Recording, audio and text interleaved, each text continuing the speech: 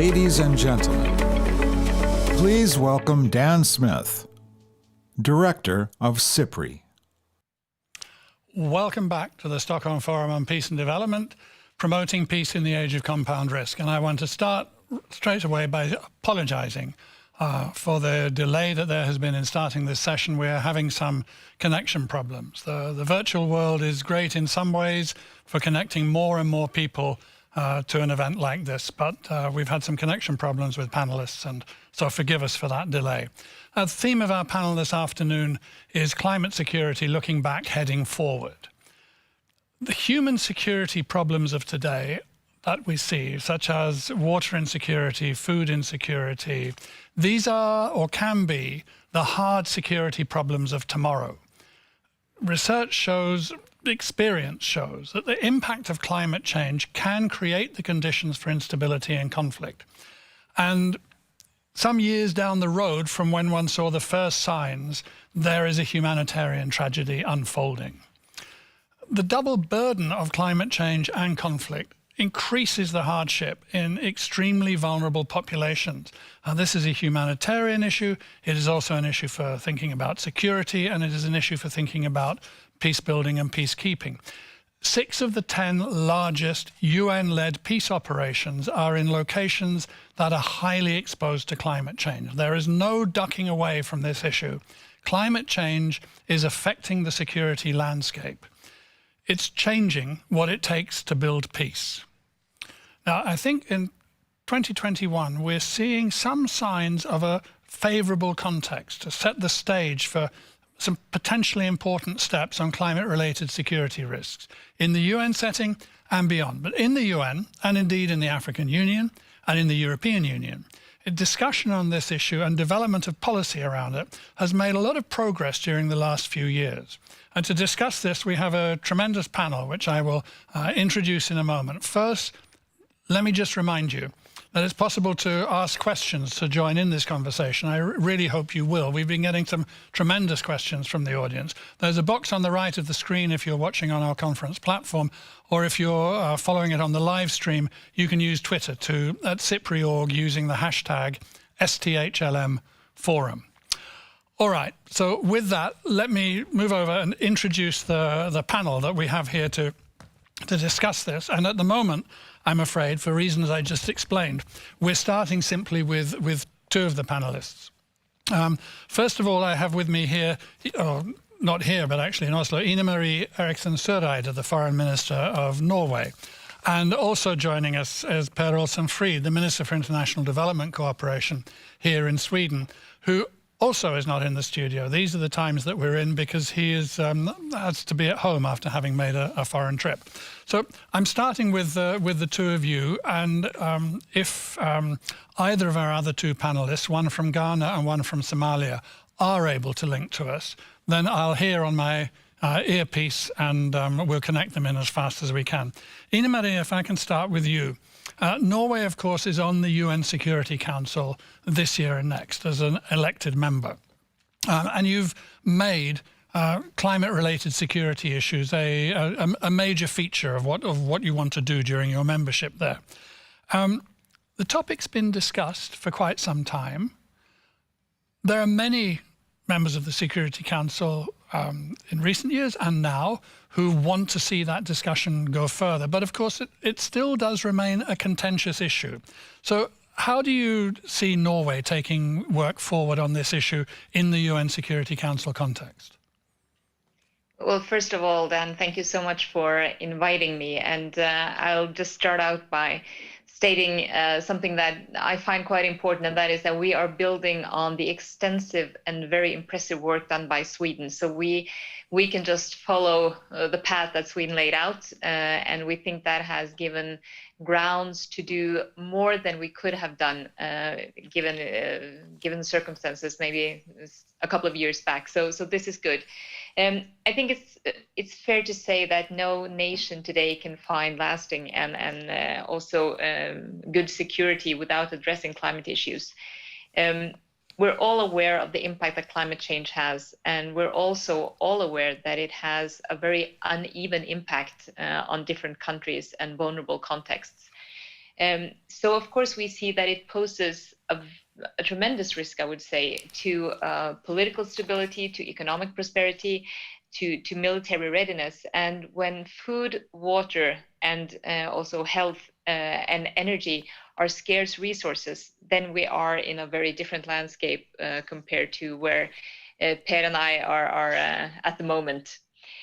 So what I very often say when I talk about this topic is that climate change affects also the underlying causes for conflict, and it can also amplify ongoing tensions, it can amplify ongoing conflicts, and I very often refer to it as a threat multiplier. And I do that because it has such a huge impact on many of these underlying conflicts and tensions in already vulnerable countries and contexts.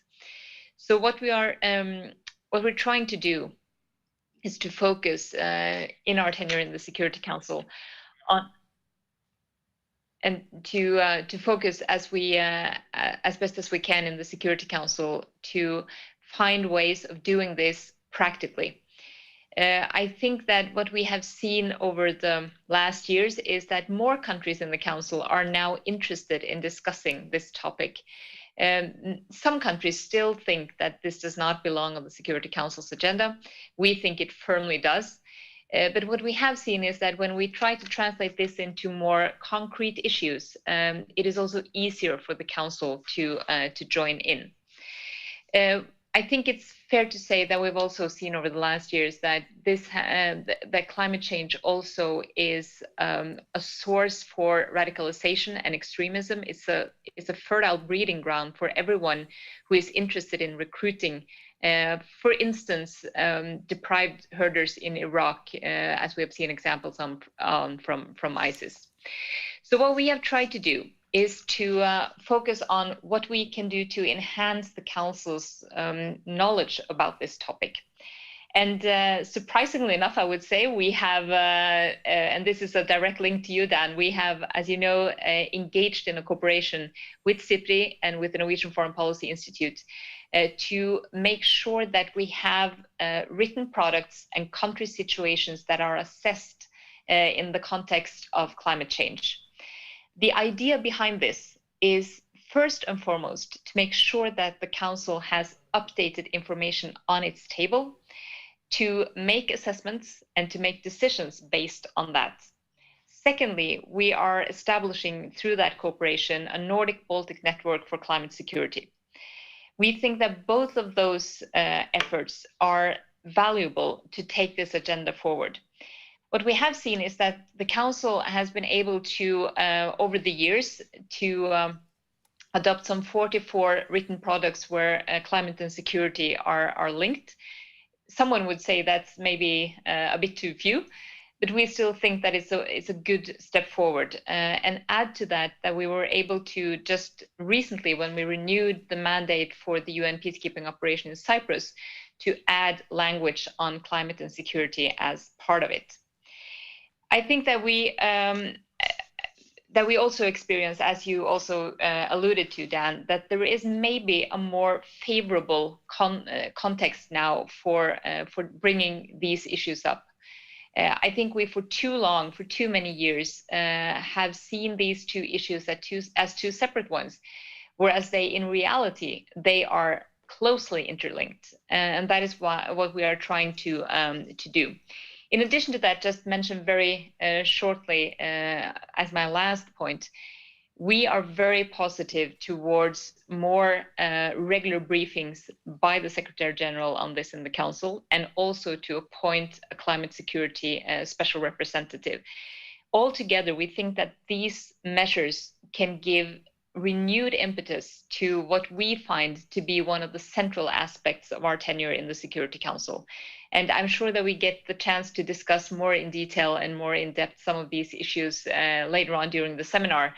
But I would like to say that we have seen also the strong value of the international cooperation that we have among both like-minded and also countries that do not necessarily focus so much on this in their daily policies, but see that it has some bearing and some important bearing on the work that we do for peace and security globally. So I'll stop there and leave it to Per. Yeah, thank you very much, Ina-Maria. And I want to thank you for emphasizing the importance both of the concrete and also of knowledge. I mean, speaking as a director of a research institute, this is like, this is playing my tune, because this is one of those issues on which the more that is known, the more that we are unfolding and showing those links, the more it becomes impossible to say, this is not a security issue, this is just an environmental issue, or put it in its box. Now, Per, if I turn to you, I mean, we're seeing the effect of climate change in many different places, and I think you quite recently visited Bangladesh, isn't that right? And the security effects on climate change are quite apparent there amongst other places. So beginning with Bangladesh, how is Sweden now, couple of years, 3 years after its membership of the Security Council, when it, as Ina-Maria said, did a lot of work to bring this issue forward at that level. How is Sweden taking forward its work on these interlinked issues now?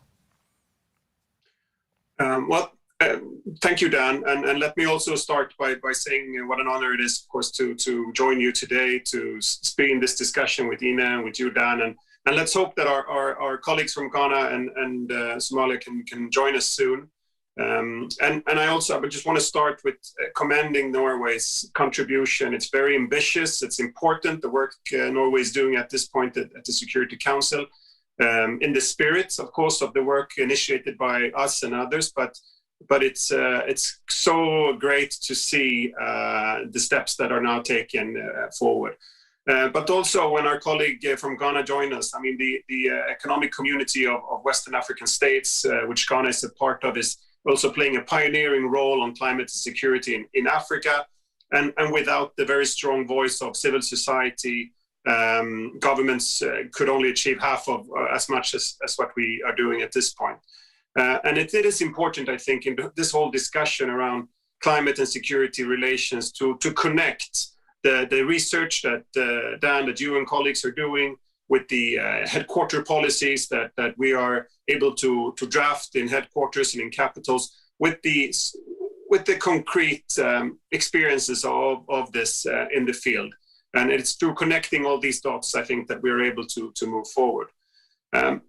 Now, my visit to Bangladesh previously during the spring it very much increased my understanding of the tremendous consequences of climate change for countries vulnerable to this. There are a few places on Earth where the effects are so apparent as perhaps in Bangladesh. People are truly on the front line of climate crisis. The combined impacts of flooding and rising sea level pose immense challenges. And each year over the past decade, some 700,000 people in Bangladesh have been forced to migrate due to climate-related disasters. And many more are likely to follow in the coming years, unless we can limit climate impact. But even if we're succeeding on the targets in the Paris Treaty, many more people will face this future, unfortunately. So in Bangladesh, I visited Sundarbans, which is the world's largest mangrove forest. It's a natural barrier, you could say, to protect coastal Bangladesh. The impact of climate change and natural disasters there is clearly visible. And I remember visiting one place more than anything else, and this is the sort of hanging village. The village is called Kalabogi. And over time in this village, a major portion of this village had been swallowed up by surrounding waters. And the part that remains is only now supported by water, above the water by logs. So last year, the remainder of this village was literally cut off by the cyclone Amphan. And when I was in this hanging village, where there's literally no fresh water, no resources at all, where all the male inhabitants have left to find job in Dhaka and in the cities, I sat down with a group of teenagers, and in that discussion I asked, what life is at this point in these villages, and what are your greatest fear right now? And the answer is the next cyclone, because the last cyclone completely devastated over 100 houses and livelihoods there. So what the next cyclone will do with what is remaining is you could only imagine this. Climate change is not just a security issue for the future. It's their life. It's about their life and death right here and right now. And it's not a question of if the next cyclone comes, but when it comes. And asking colleagues from the UN that was traveling with us, when do they think the next cyclone arrives? 3 years at best, 4. So this is the time we're talking about. And West Africa is another region where severe impacts are expected as a result of global temperature increase. In the Sahel and West Africa, Sweden, we work both regionally and locally to respond to emerging needs brought about by climate change and to build local and regional resilience. And together with ECOWAS, and FAO, we work to protect forests and safeguard livelihoods that depend on them. So, from working in the Security Council, this is something that is now very much incorporated in all of our development cooperation. Also, again, the Horn of Africa, another context that I've visited several times the last years, where climate change causes another layer of vulnerability, where gains in development or other progresses risk, being hit back because of repeating floods, droughts, or low costs. So at the Horn, we have a special resilience program together with IGAD, connecting climate adaptation and mitigation to other issues of human security. For some time now, we have incorporated these climate-related security risks into and mitigation into development cooperation, actually whenever and wherever relevant, which is increasingly more and more places. And we must not forget in this, I think, that the rapid also loss of biodiversity is partly related to this and partly to other human activities on land and in oceans. So scientists have warned us repeatedly now that the loss of biodiversity amounts to an enormous security risk to humans. And moreover, people living in coastal regions, of course, are dependent on healthy oceans. So we have to have a very holistic approach to this. We need to build new and systematic ways of countering risks by making peace with nature, really. And this is true. We need, early warning systems and in-depth regional country analysis on climate change and nature. But ultimately, we must build a society that is completely aligned with the Sustainable Development Goals. And to use a phrase from the Secretary General also, in an inclusive and networked multilateralism, we need all forces to be aligned to this. All of our challenges today are, the current pandemic shows this really clearly. All the challenges are very much integrated. So our solutions and strategies to meet them must also be as integrated. Now, if I can, Dan, just saying some things also, because on our term in the Security Council, we initiated the UN climate security mechanisms that helps coordinate UN policy on climate and security. And I think thus far this mechanism has been very successful and helped us to deepen and integrate this analysis in the UN. And together with SIPRI and other actors in the Stockholm hub on this, I think we are creating an ecosystem where we can constantly continue to learn and implement, the right actions in this field. So looking forward, of course, from our side to now follow Norway and their work in the Security Council, to work with partners in Africa and elsewhere, and continue to push for this relation to be deepened. Thank you. Thank you very much.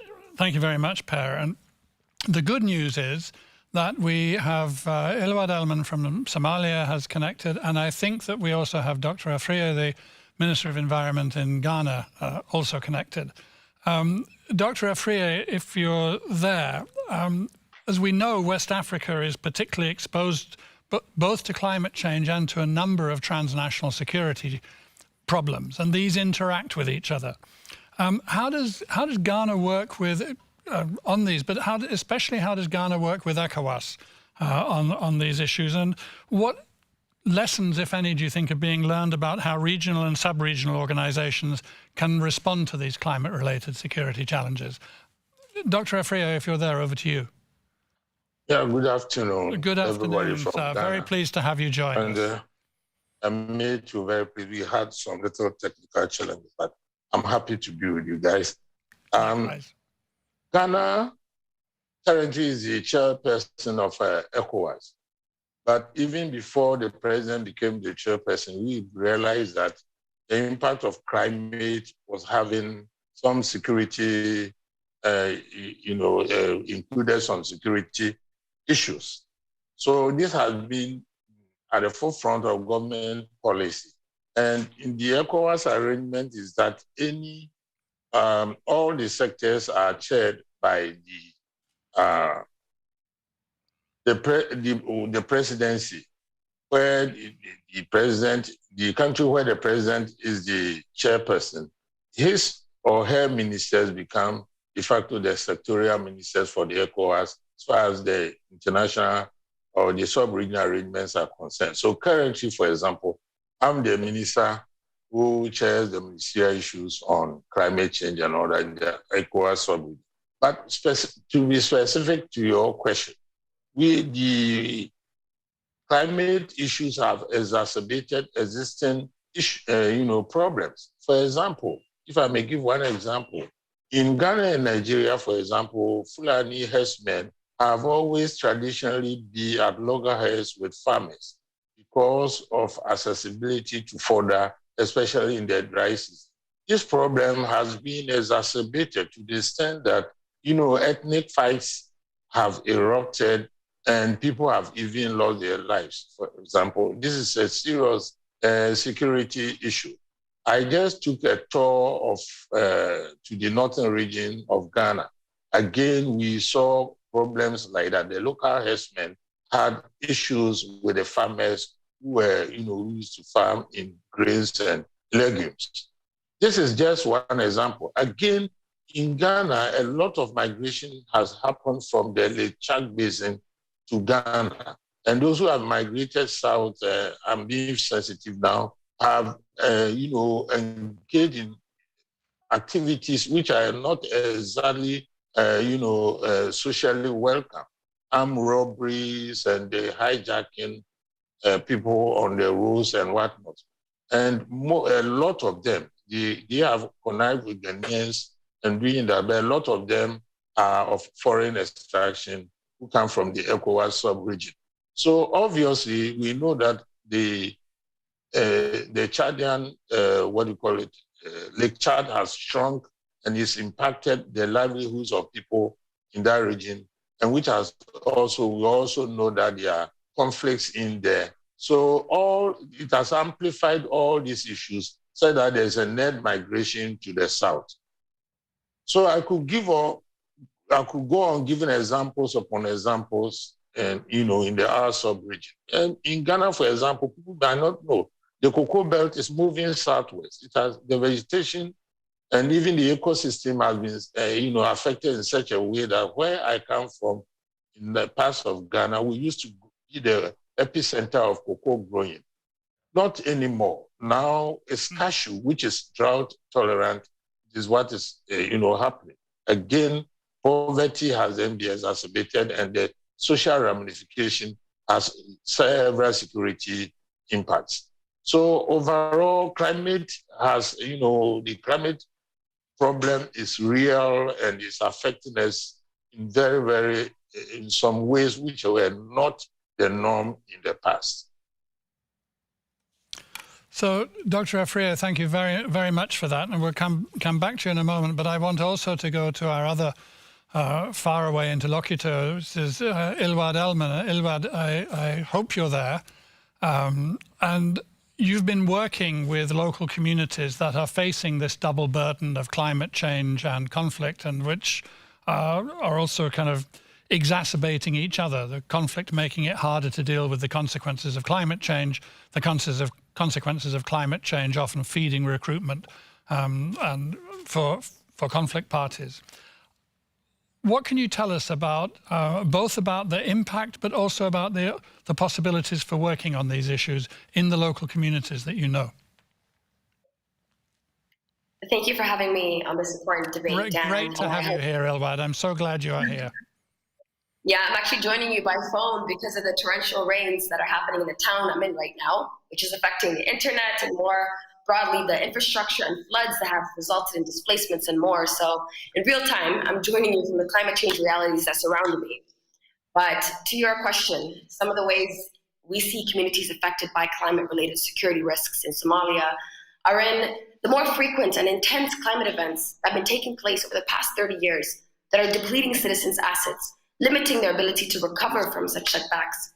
These climate events exacerbate, as you rightfully mentioned, existing social, political, and economic conflicts that disrupt peace, stability, and security.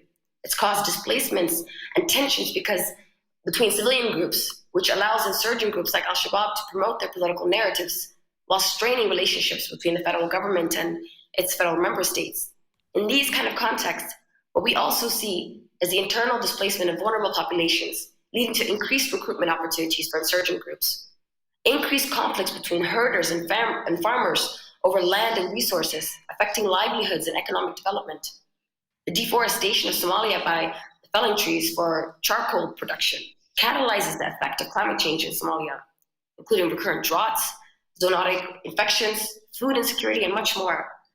But because there's such a limited understanding of the consequences of climate change on the individual lives of people in Somalia and the wider environment in which we live, the final conflict manifestations, which we see at the end of the cycle, are largely attributed to man-made issues that barely scratch the surface. Evidence shows that peace processes have tended to be exclusive elite bargains with limited time horizons and have often failed to identify and address the different root causes of conflict. In my capacity as the lead convener on Youth, Peace and Security on the Principles for Peace Initiative, which is a collective effort to develop a new set of principles to better enable local, national, and international actors to craft more inclusive approaches that result in long-term sustainable peace, we've been exploring and seeking ways to shift the decision-making calculus to address the apparent dilemmas and tensions between decisions that are taken to address immediate problems and their potential to be detrimental to the relations required for social peace in the longer term. And in here lies the epitome of the climate and security discourse, the need to begin planning for long-term environmental impacts of peace and security processes. Over. Ilwad, thank you so much. I want to come straight back to you and ask you a question, but I want to put the other three panelists on notice that this question contains something for them. Because I wanted to ask you, from your perspective, what is your advice? You have here a Foreign Minister of Norway, the Minister for International Development of Sweden, and the Environment Minister of Ghana. What's your advice to government ministers about what they can do to support practical action on the ground? Right. Well, it's first of all an honor to be on this distinguished panel and really linking grassroots activists like myself that are working towards these issues, and then also decision makers in the same conversation. It's definitely the type of discourses that we need. And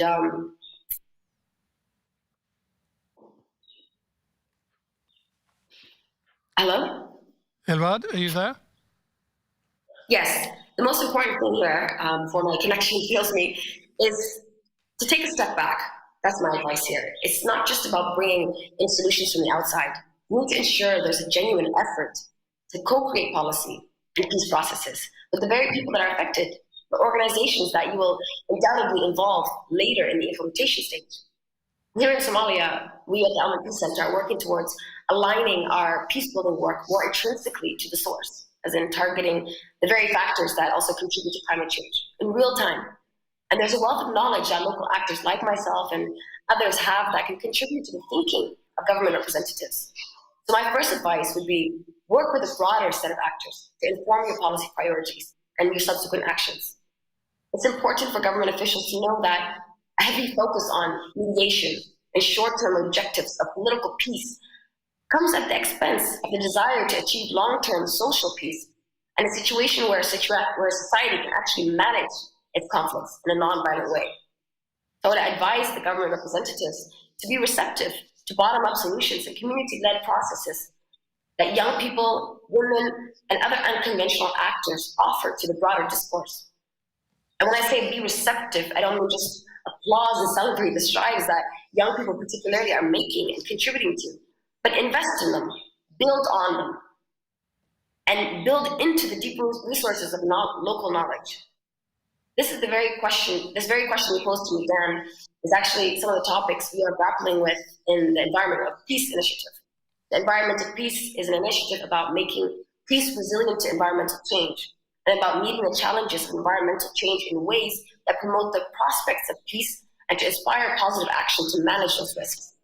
It will deliver a major report in 2020, but I'd encourage the policy community and government representatives gathered here today to also join the Environment Peace session tomorrow at the Forum, which is aptly titled Defending the Defenders, which I can't get into just yet in this short time, but I highly recommend it as it discusses the risks to environmental defenders and how policymakers can protect them and enhance both environmental preservation and peaceful societies. And as the government representatives that are gathered here today also begin to explore how to work with local actors, I think it is integral that you also start to consider reprisals, protection, and meaningful partnerships with local actors.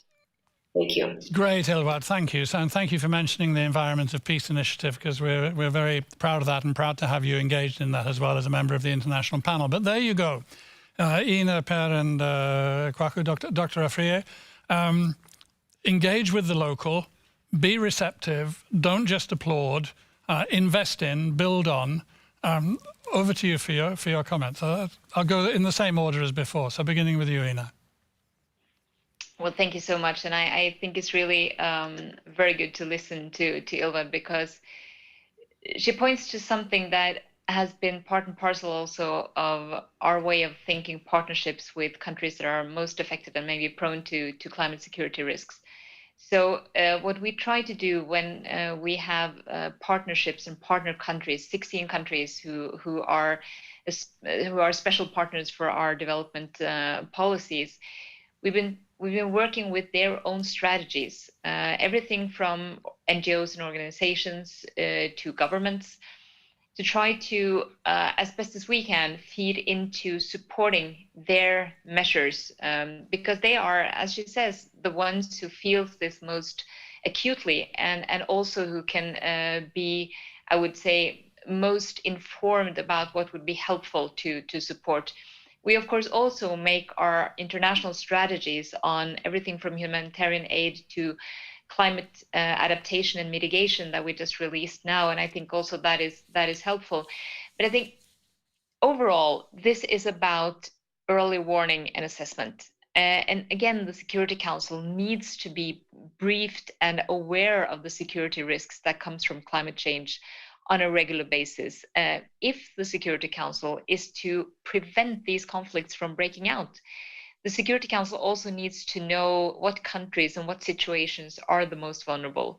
And that is why I think the collaboration, again, with SIPRI and NUPI is so valuable, because it's supposed to give a very concrete example from country contexts on how this is going to play out, or most likely play out, what we can do to mitigate, and try to not always have to repair the damage of conflict, but preventing conflict.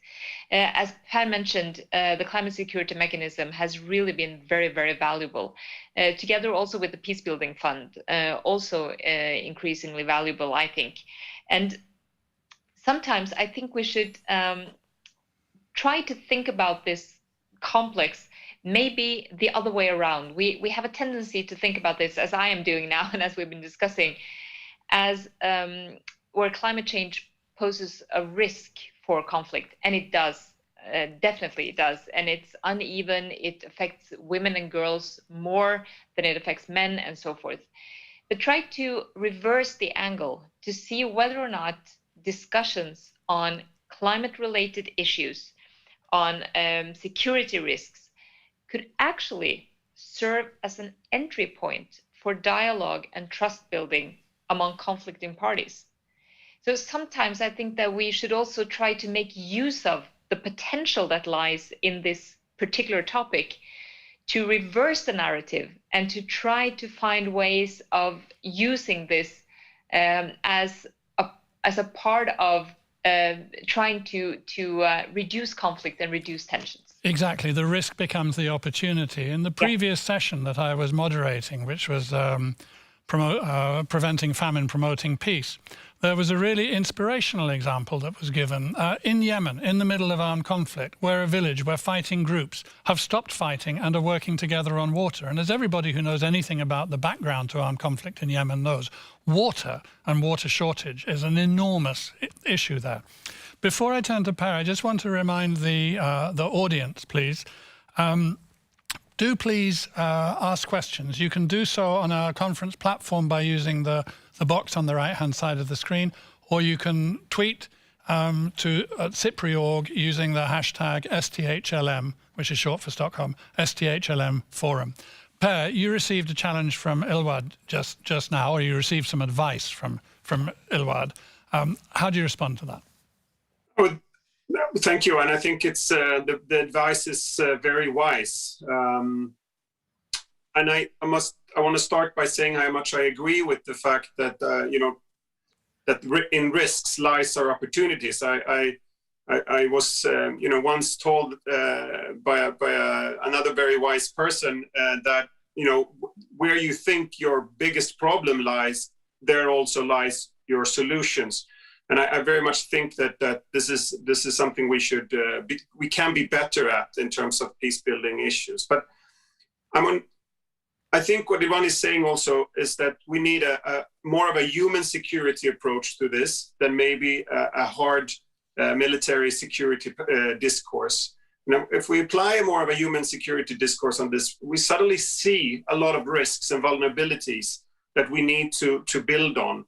And who knows about those risks? Where that is people who live with them in their everyday and daily life, who adapt to them and who try to adjust to them. So this advice to take a step back and ensure to co-create policies, I think is key for anything to become sustainable. I mean, the objective here is also to build resilience, and resilience very often lie among local actors. Most often, I'd say, among informal networks of women, for example, who knows their community better than anyone else. If you don't start by hearing and talking and listening to how they describe their problems and issues and challenges, how can you ever, be the architect of a solution? So, these people must also be, of course, architects of their solution. And again, as we often come back to, peace building is the first stages of state building. So if you want any type of sustainable solutions to this, you need to really have on board people who are to work and live with these solutions for a long time come. As an example, I'd say from another African country in Zambia, we have very good experiences of sort of scaling up small-scale solutions with solar power. So bringing in microgrids in a village that previously was disconnected from any type of energy resources, with small-scale solar panels, to be able to empower communities to take action, but to be the owners of their own solutions. Then we see these type of sustainable solutions that are owned and managed by the local community to their benefit. And of course, that creates an immense impact on deforestation, for example, when you can bring in a microgrid with solar panels instead in a village. And this is something we need to see more often also in hosting communities for refugees and so on, because the competition of these natural resources, of course, creates tensions that could and very often leads to also conflict of a harder with some harder aspects on it. So I think the advice is the right advice, and we need to take that advice very seriously. Back to you, Dan. Thank you, Per. And Dr. Afriyie, if I can ask you as well what your thoughts are, having listened to your two colleagues and in relation to the advice given by Ilwad Elman from Somalia. Dr. Afriyie, do we have you still? Hello? Yes, please. Could you? Hello. Were you able to hear my question, sir? Yes, I think largely so. And I believe that my advice, and indeed we've been doing so really, because the minister is the chief advisor to the president and government on anything climate. But because of the security aspects, I will advise my government that we should have, analyze the determinants of all these problems. And number one is poverty. And it is not for nothing that we have identified women and children as, being impacted mostly by these, climate changes. But suffice to say that when we solve some of these social problems, regard to poverty, absolute poverty, then these security issues will even be largely ameliorated or vanish. And then, of course, the idea that government should be closer to the people too is very, very good. And we should exploit that opportunity for government to be very close to the community because they know the solutions, except that most often they are not enabled. So if we enable them, communities can do a lot for themselves security-wise. Again, we should share knowledge in the anecdotes to tell our compatriots in other countries. And I'm sure Nigeria too does have said, especially with regard to their fight against insurrections, which have been exacerbated by these climate things. So sharing of knowledge with our neighbors will also help. And then as part of Ghana's efforts on climate security, the government of Ghana, with the support of ECOWAS, has set up a national response center at the presidency to deal with the climate-related disaster and security issues. This center will be a research hub for the gathering of knowledge and sharing of experiences on the climate change and security in the sub-region. So a lot of things are happening, but we will want to go beyond setting our house, but and then delve into programs and actions on the ground that to actually solve some of and mitigate some of these problems. Thank you very much, Dr. Afriyie. I think your emphasis on the government getting close to the people, on sharing knowledge with neighbours, indeed on developing knowledge, all extremely important points. I want to turn now to a question. It's a version of a question which is coming in from the online audience. The thing is, one of the key challenges about responding to climate change is that climate change doesn't respect borders.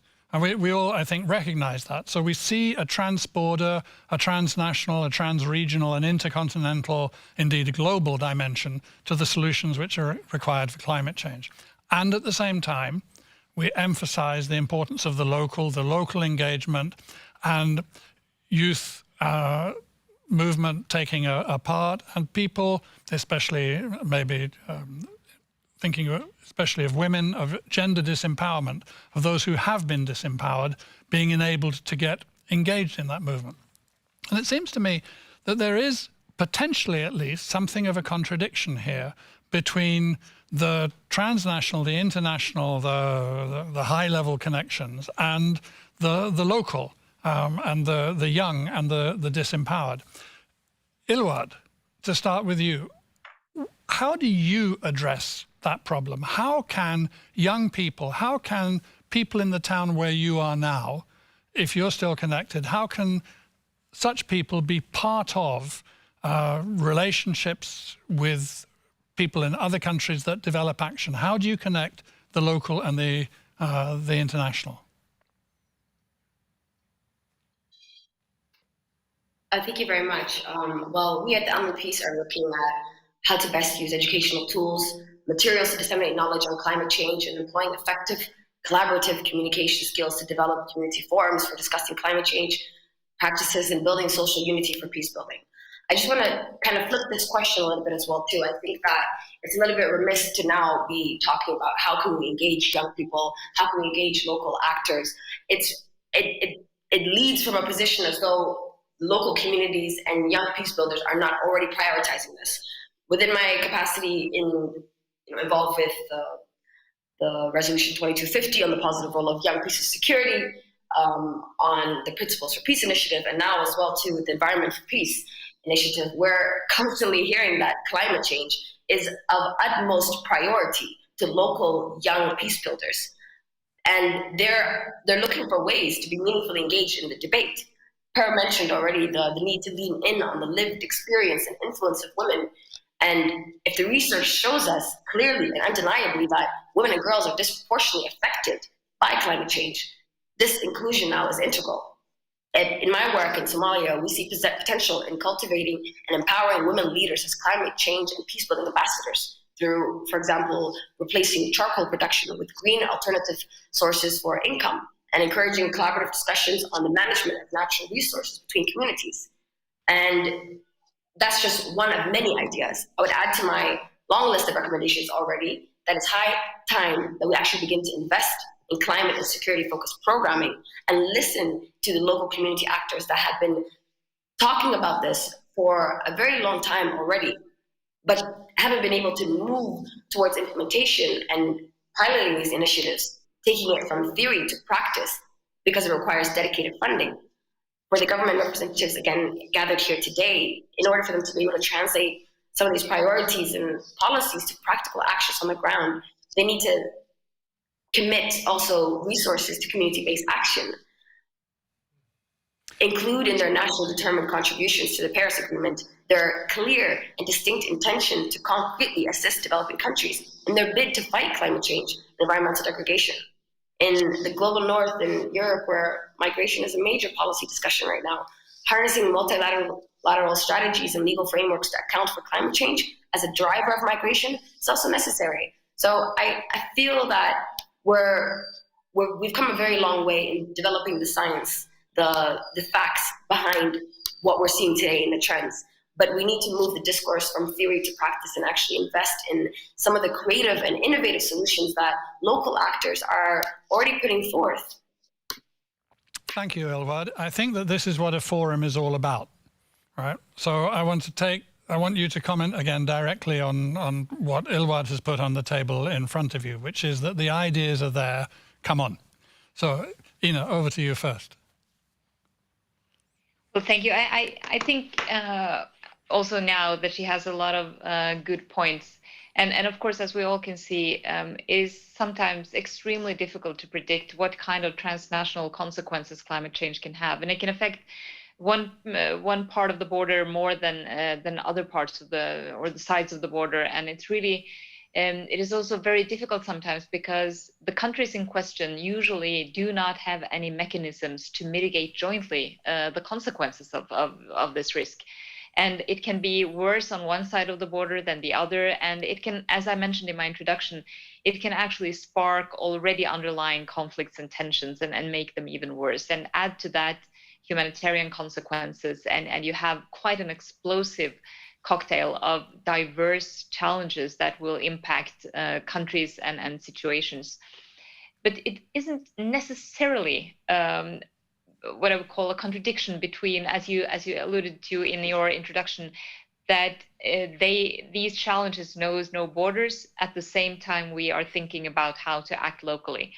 Because if there is one thing we know, it is that unless you act locally, you are never able to reduce the potential conflict given by climate change.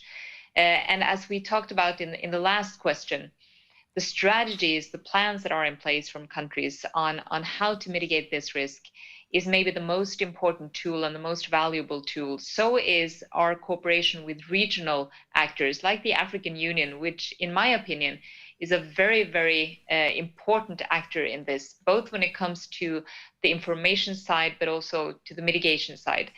What we have looked into is how we can use the Peace Building Fund in the UN in an even better way. We are one of the big contributors, but we also see that they have taken a regional approach that I think can be quite valuable in this work. And again, just lastly, working in the Security Council, I think it opens up a great opportunity to also address this transnational consequences of climate change in a way that I wouldn't say forces, but almost forces the Security Council to look into how it is best placed to try to avoid this conflict. And that has to be built on knowledge. There is no way around it. I'm going to come back in a moment to you, Ina, about the UN Security Council and about the potential contrast, or maybe rather whether it is time for a transition from thinking about the concrete to the general, and what the politics are of that. I'll explain that more and come back to it in a moment. But Per, first of all, again, your thoughts on what Ilwad was just saying.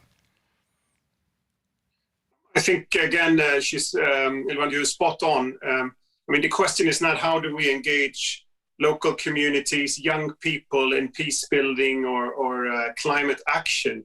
The question is the reverse. How can we engage decision makers, middle-aged and older, to understand that these are urgent issues that need action right now, to give up profits and privileges that they've gained by creating or co-creating a world that has led us to this situation that we're in now. I think that is the main and that is the hardest task that we're in. Young people, local communities are not the barrier to sustainability and to change here. But it is the rest of this panel and our colleagues who are waking up a little late and not bringing enough like-minded with us on this. I think Norway, I think Sweden, I think Ghana are three countries very well positioned to act and bridge this polarization or this situation. And I think we are doing a good job on doing that. I think Ghana is really productive in ECOWAS on this and listening to Line. I mean, the work of Norway in the Security Council right now is addressing this. But Ilwad is completely correct, I think. This discourse that we often hear has to change. That is not where the problem lies. I think COVID, talking about the pandemic that we cannot escape, that we're in the middle of, raises this question to us also, Dan. I mean, it is really shown how what started off as a local crisis very fast becomes a global crisis. It has shown how vulnerable we are, but also how interdependent we are on each other in this world. We need to build on that, and we need to also to reflect that has something to teach us, that we need to also move over to the climate and security agenda. We are to mobilize enormous amounts of resources now to a recovery after the pandemic, from the pandemic, and then after the pandemic. We need to use that as an opportunity to build real inclusive global and local societies, but to build trust, because you cannot just walk into a local community and say, this is what we need to do, these are the partnerships that we need to form, these are the resources we should use. We have to start by building trust between people, between communities, between the local and the global arenas. And when you have that trust, things will be much more easier to find those durable and sustainable solutions. So let's use the pandemic also as an opportunity to really raise the bar and to move further also on climate issues. Thanks, Per. And Dr. Afriyie, if I can come to you now, I wanted to ask you about ECOWAS and the African Union, and about what you see as being their role and how they can support this, as you talked about earlier, the sharing and development of knowledge on these issues. Yeah, I come to that, but it is not lost on me that COVID-19, I can draw parallels. Climate change and the devastation caused by climate is like COVID-19 in slow motion, so to speak. Now, let me address your the question on the table.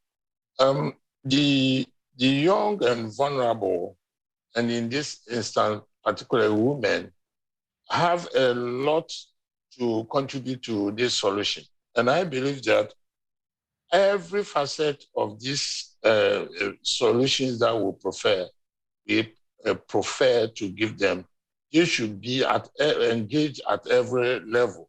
And we should engage the young and vulnerable and women in particular in the national conversation, the national discourse about climate change and security, all the knowledge that is available to them, the relationship between security and climate issues, about land use and the tension between settler farmers and indigenous people in West Africa, and about herdsmen and farmers in particular. We should bring them that they know that in the past they have been very accommodative towards, herders and whatnot. But you should tell them and bring to their knowledge the fact that these problems have been exacerbated by the climate issues. And then, for heaven's sake, when we are designing programs which are meant for them, right from the incubation period through to the planning stage and execution and evaluation, they should also be involved. And then, of course, we should do analysis of the program, the impact. And then, when we are doing what I call policy analysis and the gaps therein, we should bring these people in. I happen to live in a very rural community, but when it comes to this, in some kind of very weird way, these people that we tend to ignore have a lot of knowledge, which is very, very, very quite sophisticated in their simplicity. And I believe that when we bring them in every facet of governance, with regard to climate issues and also with regard to security, we'll be amazed how they can have local solutions to the whole problem that we are discussing.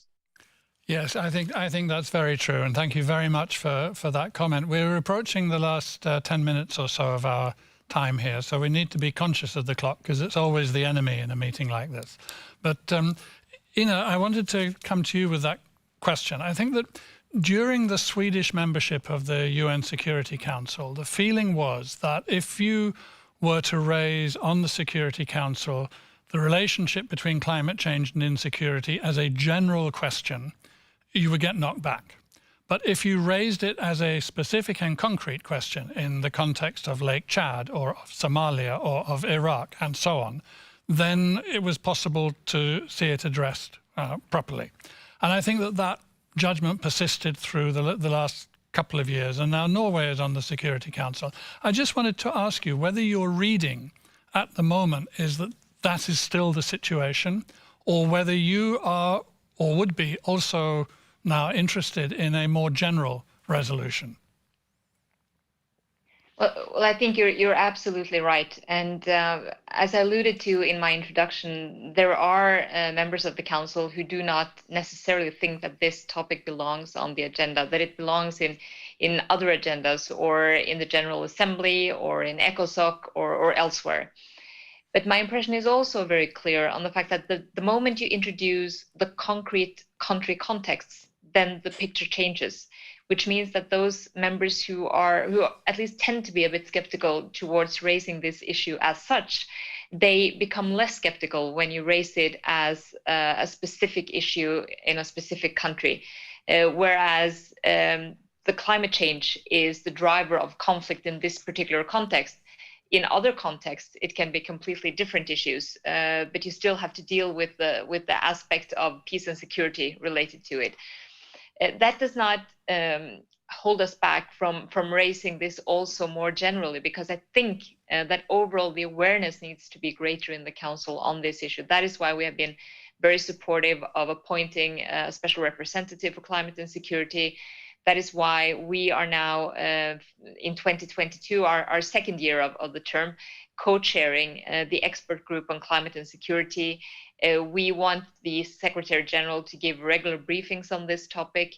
So I think we have to do a bit of both. But I would say that one of our most important deliveries on this, in addition to what we can expect to have as outcome in different contexts, it is actually the research that we're funding with, again, SIPRI and NUPI. I keep coming back to that because it's great that you do. Yes. But it's so important because it actually underpins the efforts that we're making in the specific context, and the willingness to discuss these specific contexts is greater among all members. So I do think that's the way to go, in addition to, on the side, building momentum on the issue in general. And I have to say that I do think that we have a bit of a momentum right now for climate action that also has to do with peace and security issues. And it's impossible in today's world to actually shy away from the fact that this is a driver for conflict. It's a threat multiplier, and unless we address it also in the Security Council, we will end up with a lot of conflicts that could have been prevented if we acted in time. I could not agree with you more. That's absolutely right. So we're now into the last 5-6 minutes of the meeting, and I want to ask each of you. I'll give you a minute, but I'll be strict on the minute, so you'll hear me making a noise if you go beyond the minute. Starting with Per, and then with Kwaku Afriyie, and then with Ilwad Elman, and then back to you, Ina. As a takeaway for the audience, what is the one or two things, expressible in a minute, obviously, because that's the basic condition, of action that could be taken now, whether that's at international level, at national governmental level, at community, or even at individual level? What would be the one or two things that you'd like to put in front of the audience as they get ready to leave this session? Per, beginning with you. Thank you, Dan. I mean, there's no way to escape the costs of conflict or the costs of climate change. And the costs will just grow the longer we wait to address them. So the faster we can get to action, to work and to anticipate and act, to work in a more preventable way, the better it is for people, for the planet, but also for the financial resources that are much, much needed in so many other parts. I mean, without more ambitious also plans for mitigation, adaptation risks becoming too little and too late in the most vulnerable contexts in the world. I think when we look at the climate-related security risks that we see today, it's just a glimpse of the future. We have to imagine these being scaled up and with drought and sea level rising. We don't want to live in that world, so we need to act now. Thank you so much, Per. And Dr. Afriyie, if Per emphasizes the urgency, what would you emphasize? I will emphasize that West Africa and Ghana, for that matter, our development is contingent on solving a myriad of problems. But since becoming a minister barely 2 months ago, I've figured climate change and, in essential, security issues that are associated with it as the number one problem or determinants that we have to address if we want to develop as a country. Otherwise, and I believe that I speak for the rest of Africa, if we do not address this problem seriously, all our development efforts, all our investments will come to naught. Again, these two issues are also a moral and ethical issue. Climate change, security, we have to live a world which is better for generations behind us. Otherwise, we will lie in our graves and will receive their curses. That's all that I can say. Thank you so much. Thank you so much. Ilwad, over to you. I have to tell you that you can take a half-minute extra because the two gentlemen speaking before you were so kind as to donate it to you. So you have a little bit longer time. Thank you. Well, I'll just point out one key point that I see in my context. In our bid to address climate change, we also see that this has the potential consequence of diverting attention and resources from addressing the other issues as well as poverty, unemployment, unsustainable living conditions that are all plaguing the developing world. And I think it's really important as we start to talk about climate issues that we don't think about what comes first, and that we recognize this as an imminent threat as well, and that needs to be invested in as significantly in the same stream as we're investing in the humanitarian issues as well too. I would also say that re-emphasizing that local organizations, local actors, youth particularly, have invaluable resources, networks, and information to add. And I think broadening the space and starting from the bottom to develop the resources is the type of partnership and inclusion that young local actors are looking for. And then finally, I would also just, again, echo the point of Per that we have talked about this in various forums for many years, but without the resources to actually act on the research and the knowledge and the science that exists, that this issue will continue to perpetuate. So investing in developing countries, investing in local solutions is where we will actually see potential for real impact. Thank you so much. Thank you so much, Ilwad. I think we're back to your first point as well, which is don't just listen, don't just applaud, but actually invest and build. Ina, over to you for your sort of 1 minute takeaway for the audience. Well, I'll try to be as brief as possible. I'm a born optimist, so I would like to point to the fact that we have a momentum now that we need to seize.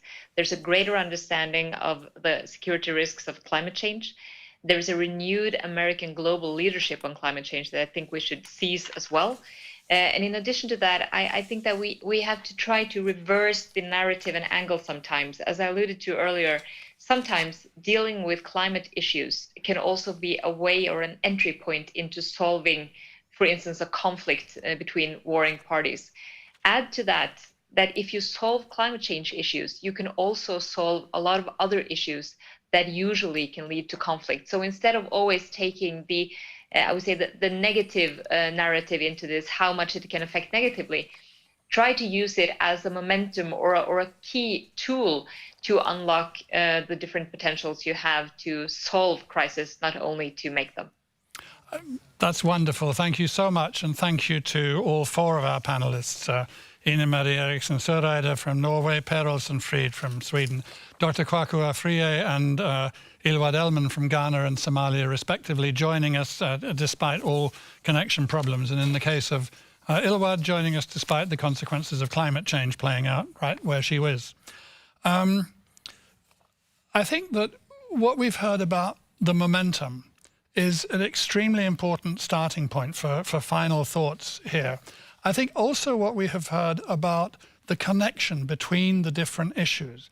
I think that part of this momentum that Ina is referring to there is a momentum towards actually a new, a more integrated and a more inclusive way, and also a more realistic way of thinking about security, where it's not divided up into its different packets, where we understand the interrelationship between inequality, poverty, the impact of climate change, zoonotic disease, and so on.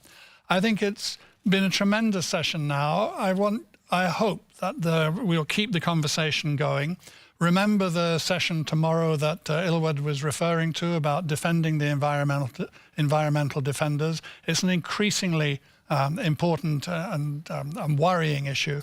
And yeah, keep the conversation going on Twitter as well with the we are at SIPRI.org and use the hashtag STHLM Forum. Thank you so much for your attention, for your participation today. Thank you again to the panelists, and goodbye.